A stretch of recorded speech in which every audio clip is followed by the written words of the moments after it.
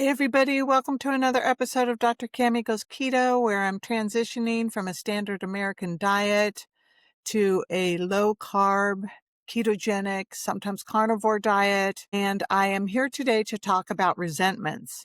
Resentments are a killer in your life and really present a lot of problems to your life to create disharmony and to create anger and frustration and to allow you to sit on your pity pot and be a victim in your life. And we all walk around with resentments. In AA, we say that resentment is the number one killer and is going to lead you to drink again because you're holding on to resentments.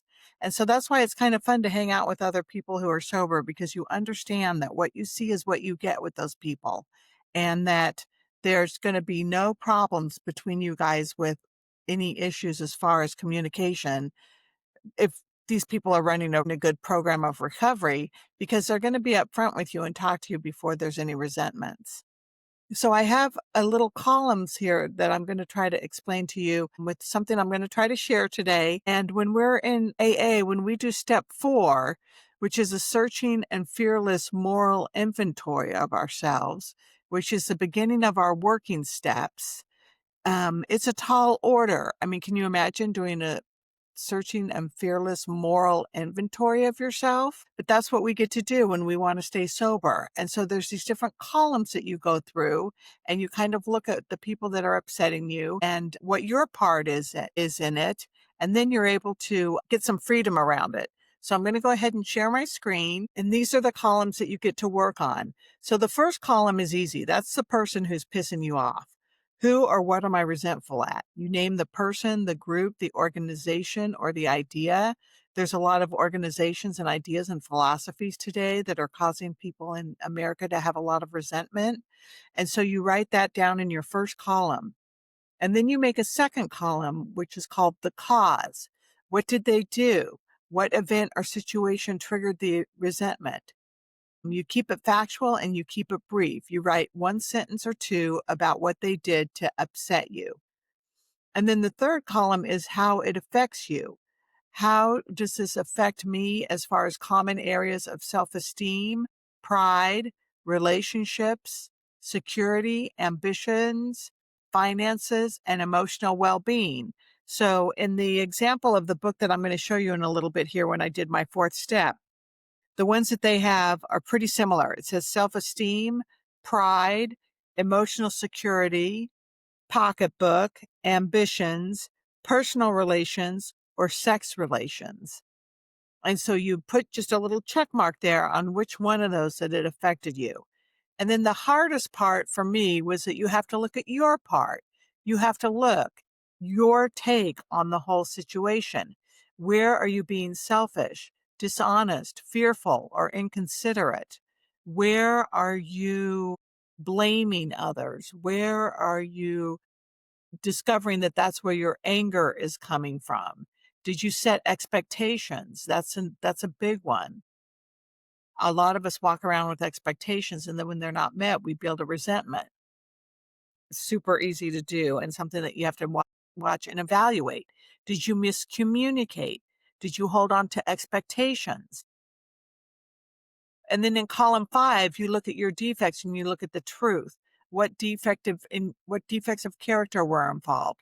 What spiritual principles apply, such as honesty, surrender, acceptance, humility?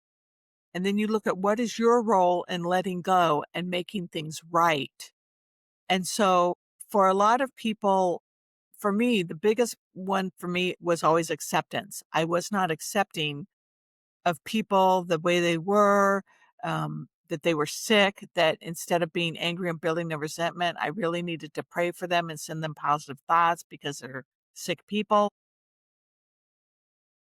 So those are the different things that you can do and the different columns that you can have as far as looking at your resentments and doing a little inventory on them. And I'm going to put this in the sharing it at the end of the video on my YouTube channel. And I'm going to also try to put some actual columns. I just didn't get a chance before I was recording to try to find a handout that has the actual columns for you, so that you can just print that out and use that. But looking at resentments are a really important thing for you to do in your life.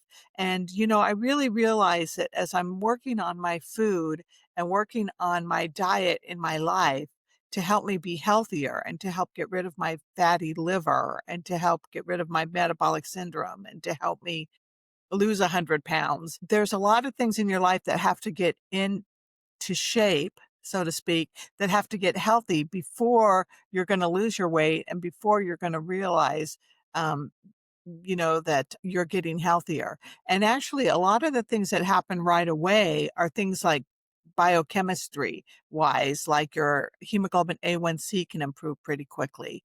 Your fatty liver takes time because that's just how it is. But the triglycerides can get better. Your lipid profile can get better. Your CRP, your inflammatory markers can get better fairly quickly. And if you're wearing a CGM, a continuous glucose monitor, you'll notice that your sugars can get into shape right away within a couple of weeks by eating a low carb ketogenic diet. So hopefully this gives you just a little bit to take, just something short and sweet today to think about resentments. I would love for there to be less resentments in the world. I would love for people to be able to accept themselves and others better, to be able to forgive, to be able to help. I know all of us have that in us, but we also have it in us to be angry and resentful. So hopefully this gives you just a little something to think about today and to look at that. In my next video, I'm going to talk about taking it one day at a time and how important that is for me personally to be successful in my ketogenic journey. All right, everybody, take care. Have a good day. Bye.